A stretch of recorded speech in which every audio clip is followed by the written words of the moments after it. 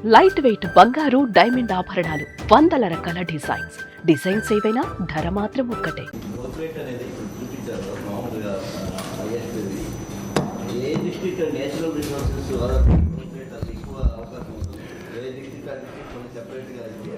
అది కూడా తయారు చేస్తున్న అప్ టు విలేజ్ వరకు పోతున్నాం. జిల్లా, దెన్ కాన్స్టిట్యున్సీ, మండల్, విలేజ్, దీని వరకు వెళ్తున్నాం. ఎక్కడైతే పర్ క్యాపిటా జిఎస్టిపి తక్కువ ఉందో, పర్ క్యాపిటా తక్కువ ఉందో దాని మీద శ్రద్ధ పెడుతున్నాం.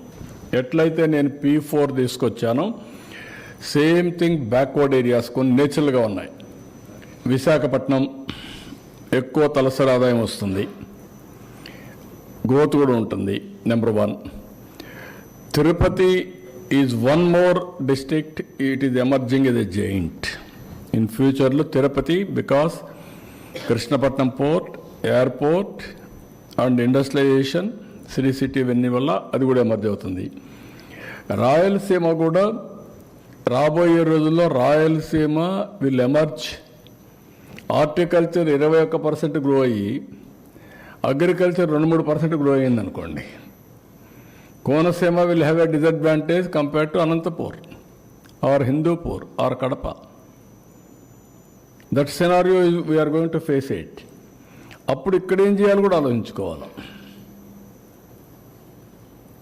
నిన్నటి వరకు రాయలసీమలో మాకు బ్యాక్వర్డ్ అని చెప్పి మాట్లాడి, ఇప్పుడు రాబోయే రోజుల్లో, ఇప్పుడు ఉదాహరణకు మీరు చూస్తే మొన్నటి వరకు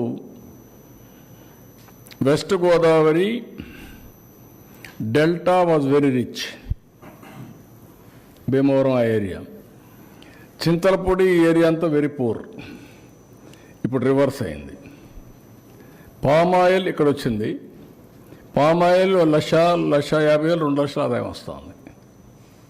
can you imagine? That is the economy is changing. మీరు ఎస్టిమేషన్ చేసిన ప్రొజెక్షన్కి ఓన్లీ ఇందాక చూస్తే అగ్రికల్చర్ సెక్టర్ మాత్రమే ఎక్కువ ఉంది సార్.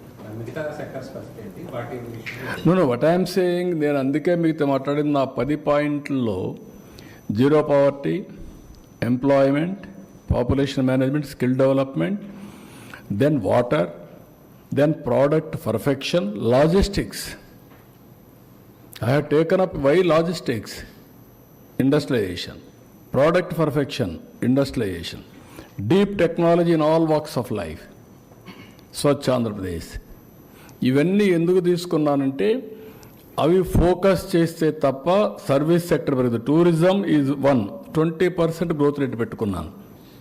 ఇప్పుడుండే రూములు ఏమాత్రం చాలు, కనీసం ఒక 50,000 రూములకు టార్గెట్ పెట్టుకున్నాను. 100 రూములు వేసుకుంటే ఆ రోజున 500 హోటల్ రావాలి ఆంధ్రాలో. అందుకే నేను ఇండస్ట్రియల్ స్టేటస్ ఇచ్చేదానికి. So this is where I'm visualising all these things.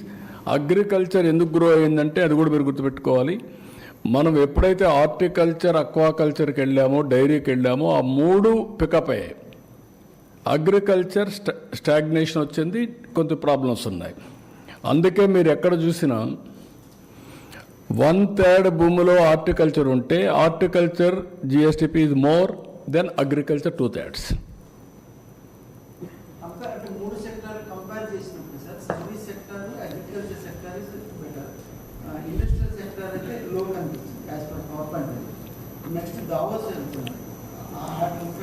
No, మనం ఏంటంటే ఇక్కడ మనకు వచ్చినట్టు అన్ని చేయడం. అందుకనే గ్రీన్ హైడ్రోజన్ కింద 10 లక్షల కోట్లు స్టార్ట్ చేస్తున్నాం.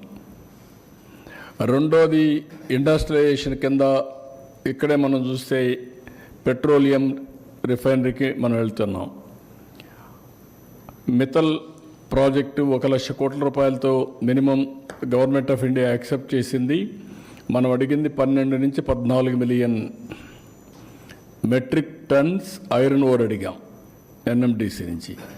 వాళ్ళు మా దగ్గర లేదని 7 నుంచి 9కి ఇస్తామంటున్నారు. ఇప్పుడు కనీసం 80 మటు కూడా ఇవ్వలేమంటున్నారు. 7 to 9 ఇస్తామంటున్నారు. అగ్రిమెంట్ చేయమంటున్నాం.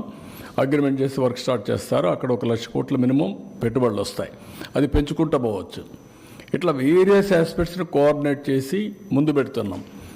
ఇన్ఫ్రాస్ట్రక్చర్, పోర్ట్స్ అన్నీ వస్తాయి, షిప్ బిల్డింగ్ వస్తుంది, లాజిస్టిక్స్కి వెళ్తాం, రోడ్లు వేస్తాం. ఇప్పుడు నేను చెప్పాను కొన్ని రోడ్లన్నీ కూడా రిపేర్లు చేస్తున్నాం. రేపు నెక్స్ట్ లెవెల్కి వెళ్తాం రోడ్లన్నీ. గవర్నమెంట్ ఆఫ్ ఇండియాది ఇప్పుడు మీరు చూస్తే 50,000 కోట్ల రూపాయలు నేషనల్ హైవేలో ఖర్చు పెడుతున్నాం. 3 ఏళ్ళు పూర్తవుతాయి. దానిపైన 70,000 కోట్ల రూపాయలు రైల్వేస్లో ఖర్చు పెడుతున్నాం. మన రోడ్ల మీద అన్ని ఖర్చు పెడుతున్నాం. విలేజ్ ఇన్ఫ్రాస్ట్రక్చర్ కాన్సన్ట్రేట్ చేస్తాం.